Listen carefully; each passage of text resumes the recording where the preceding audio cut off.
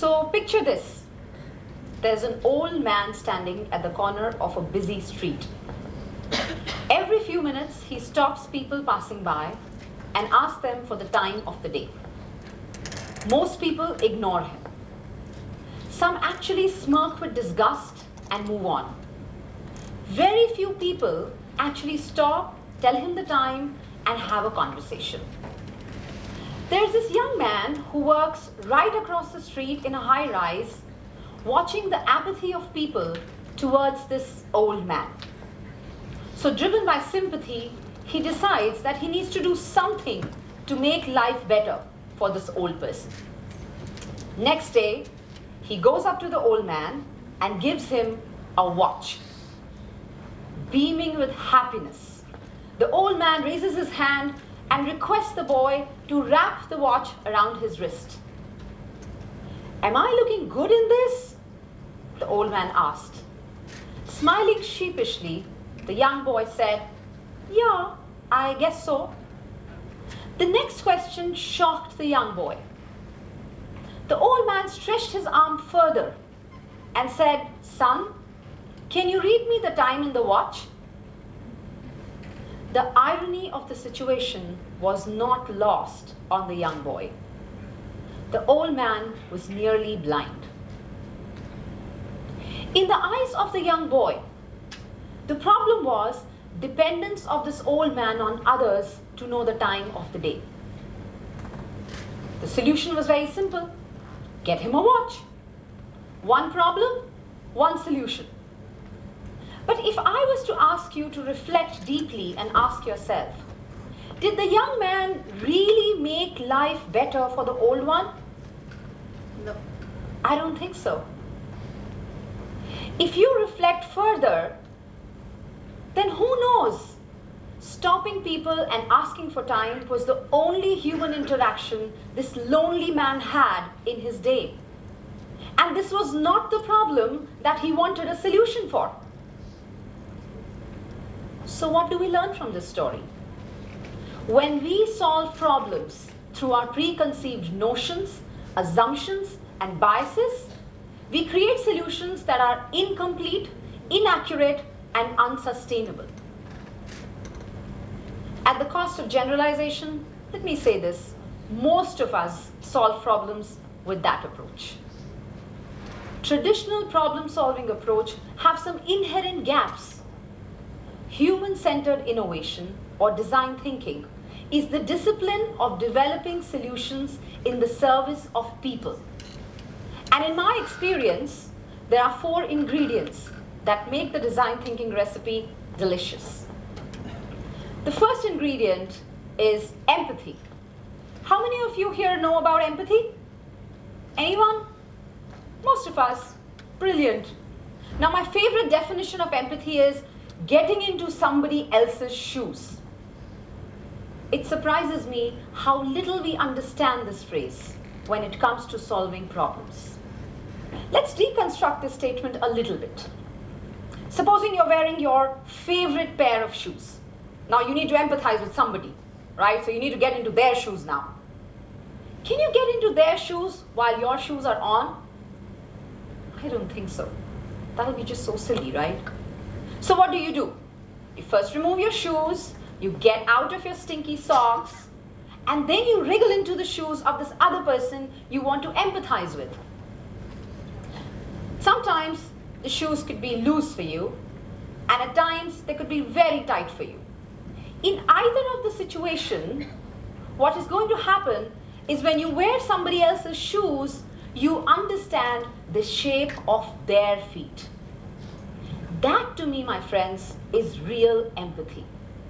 It is a process of getting rid of our assumptions and biases, and without judgment, listening to people with an intention to understand their point of view. But it's not enough to just keep our opinions aside.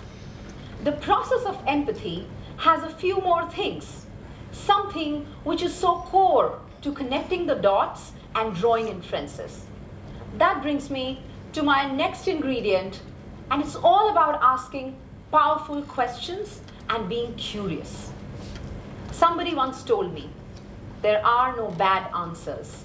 There are only bad questions. Now, in our rush to solve problems and generate results, we jump to conclusions. We actually accept the most obvious interpretation of the problem, and then we apply the most obvious solution in it because we want to generate results fast. Now, there's nothing wrong in demonstrating passion for execution. But next time you're in the middle of solving a problem, please pause. To be truly empathetic, you need to ask questions like why? What if? What? What for? How? How much? How might we? When we ask powerful questions, we discover the unstated needs of people. People who are at the center of the problem we are trying to solve. When we ask questions, we actually figure out what are the delights, what are the frustrations, what are the aspirations people have for a better future. Let's go back to my story of the old man. If only the young man paused and asked a question, he would have understood the real motives of the old man asking the question of finding out the time of the day. And maybe giving him a watch was the right solution. I'm sure you realize now, had he figured out that the person was visually impaired or had a tough time reading a watch from close distance, he would have maybe improved his solution to a different way. In all scenarios, the output of my story would have been very different from what I just shared with you. So asking powerful questions is an important and essential element of you understanding the problem at the right level and hopefully exploring solutions that make a difference to the life of people who you're solving this challenge for. This brings me to my third ingredient. Lean Six Sigma has been part of my career for a very long time. I've been a practitioner in it and used it extensively. When I was trained in it, somebody told me this: in God you trust, rest all should get data for you. So for a very, very long time, data for me meant I need to look at performance indicators and metrics that will tell me the health of a process, a problem, a situation. And my approach to problem solving was very simple. Collect lots of data, and data is usually just numbers. So crunch all those numbers and throw some statistical analysis at it. And you know what? You'll find your critical X's. And when you find your critical X's, you can impact the Y of big business outcome because, you know, numbers tell you that you need to solve these problems in this particular way. Now, here's the interesting part of this. When you solve problems only by looking at numbers, the challenge is that you forget that the better half of numbers is emotions. Now, all of you who are married here know very well, you never ignore your better half, right? If you want to have a happy life, you focus on your better half. So here's the thing. When you solve problems and you say, I'm going to only focus on numbers, you should make sure that you do not ignore experiences and emotions of people who are at the center of that problem. Margaret Mead, an anthropologist, said, what people say, what people do, what people say they do are three entirely different things. Now imagine you're trying to solve a problem and you only look at numbers. So what do you do with the feelings, emotions, and thoughts which are influencing the actions of people to create the results either up to your liking or not?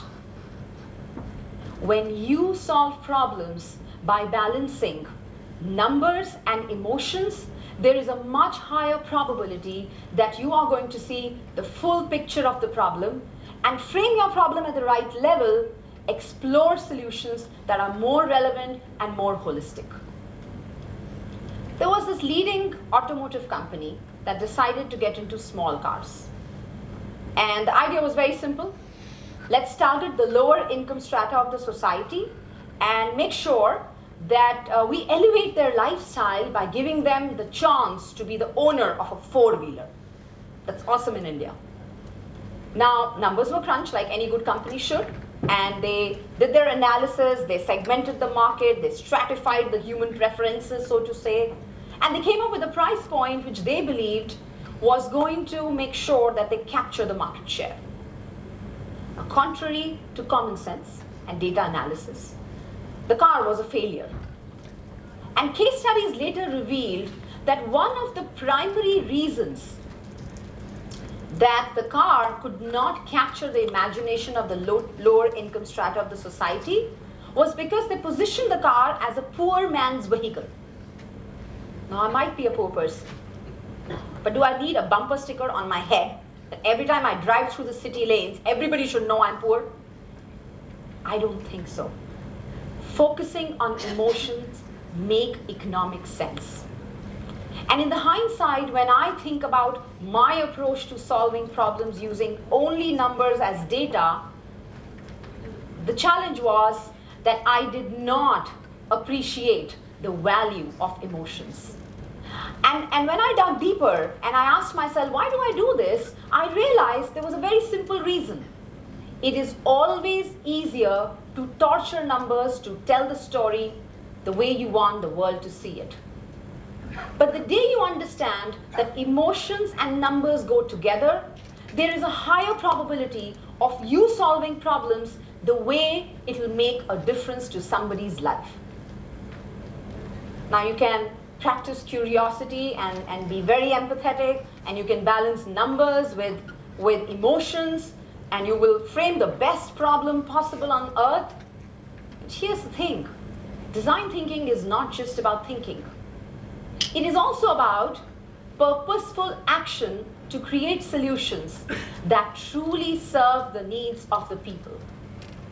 That brings me to my fourth ingredient and the last one to the recipe of design thinking. It's called iterative prototyping. Now, imagine you have to renovate your home. Okay? Will you call a bulldozer the very next day and ask them to knock off some walls? I don't think so. You would actually, if you're like me, sit back with a paper and pen and draw the changes you want to make. Some of us are more tech savvy, so you can use a tablet or a computer or a very swanky application to imagine and simulate the change. But most of us will actually just sit down and say, okay, what changes do I want to make? And as you go about doing that, you will talk to your better halves, people who matter to you, who share the home with you. You'll understand their desires, incorporate their preferences, and create a newer version of the change that you want to see when you started drawing the model for future. Now, here's the interesting fact. You might actually reach out to some experts also, and you might say, okay, what kind of woodwork should I do? What kind of upholstery should I put? What kind of paint should I use? And all the good preferences you will capture. Every time you do that, you create a new version of the original assumption you had of the renovation you wanted to make in your home. Now, I told you numbers are important, right? So at some point during capturing desires, you will also start capturing the time, the money, the budget that you want to put for this. So as you go through this cycle of revising your original concept to what would be the best balance of desires and feasibility and viability, you come up with a better version of the solution you want to deploy. This is called iterative prototyping. Many people call it failing fast. I believe it's simply a good design thinking approach. Now, think about it.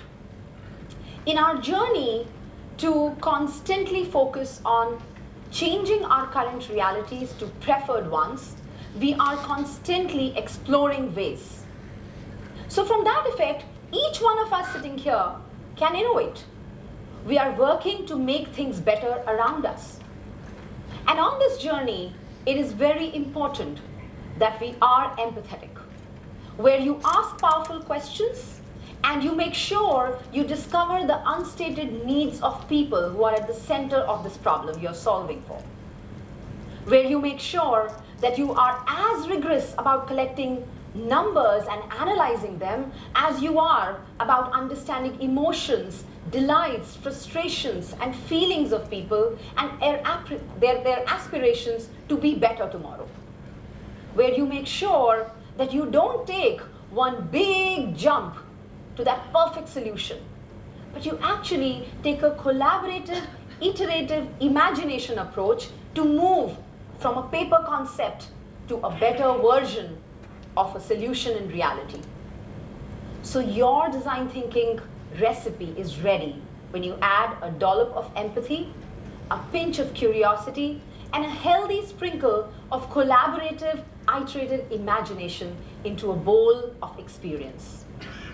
Promise me, next time you're in the middle of solving a problem, you will pause and you will ask yourself, do I only want to accept data to be able to focus on creating a great business case for change and push for the most obvious solution as a quick fix? Or do I want to take that leap of faith and be a design thinker? I hope you choose the latter one. Thank you so much, everyone.